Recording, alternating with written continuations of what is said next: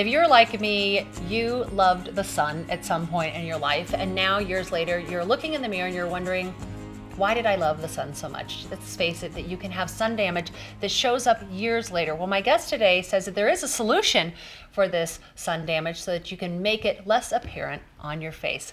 Dr. Amy Miller, thank you so much for being here. Thanks for having me. So what do you have to say to all of us sun worshipers out there? Well, stop. Don't do it anymore. But yes, I'm with you. When I was growing up in the 80s, and it was a healthy tan, which is an oxymoron, of course, because there's no such thing.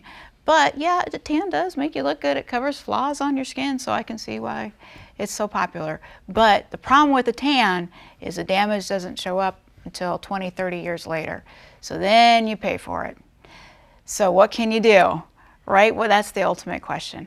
Well, first of all, I tell people we need to get on a good skincare routine. I love to put something called Retin-A or tretinoin, which is a topical vitamin A, into their skincare routine. It's one of the few things that you can put on the surface of your skin that can penetrate into the dermis and directly stimulate fibroblast cells in the dermis to make collagen. And collagen is the key with our skin, because once we lose collagen, things start to sag, we start losing elasticity, the pores start to gape, and we just start looking old. So anything we can do to preserve that collagen is important. So if someone is watching and they like to go out in the sun, or whether you don't like to go out in the sun, how much SPF should you wear on your face every day?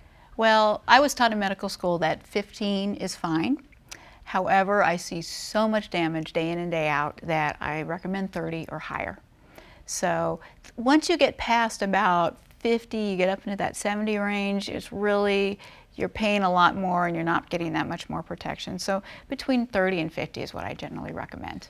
So if someone is going out, even if you're not going to the beach, is it still important to wear sunscreen? Yes, if you're going to be out for more than 10 minutes a day out in the direct sun, I definitely would put sunscreen on and just make it part of your normal routine. You brush your teeth, put your sunscreen on, and then put your makeup on. Just make it part of your steps that you go through every day so it becomes ingrained. So if you didn't use that much sunscreen, if you find that you have some spots and some lines from sun damage, what are some of the things that you can do? Well, there are some traditional things that have been done for years, and then there are the modern technology with the lasers, and that's really exciting. But most people like to start with the old stuff, and so there are prescription medicines that you can use. There's one that works particularly well that helps decrease the pigment production by the melanocytes. The melanocytes have been stimulated by that UV damage from years ago, so they remember that and they keep producing pigment. So you want to calm them down and relax them. So there's medications that help with that. My favorite thing to do is something called enhanced skin rejuvenation, is where we use 2 different lasers to eliminate sunspots and melasma-type hyperpigmentation and telangiectasias and redness, all things that happen because of sun exposure.